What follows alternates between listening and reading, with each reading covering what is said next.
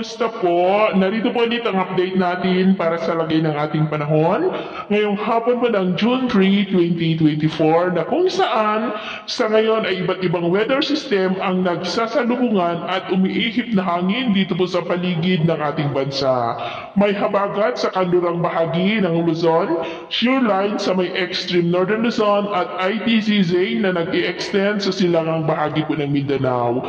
At ito naman po ang pinapakita ng forecast model natin pong ginagamit hanggang po sa susunod na 2 linggo. At sa lagay ng ating panahon, ngayong hapon ay maulap ang kalangitan with isolated rain sa ilang bahagi ng La Union, Cordillera, Cagayan Valley, ilang bahagi ng Central Luzon, Metro Manila, Calabarzon, Camarines Norte, ilang bahagi ng Mimaropa, Panay Island, Negros, Samar Provinces, Holosulu, at sa malaking bahagi po ng Mindanao. At mamayang gabi, posible pa rin ang mga isolated rains sa ilang bahagi po ng ating bansa, lalo na po dito sa ilang bahagi ng Luzon, Western Visayas at Mindanao.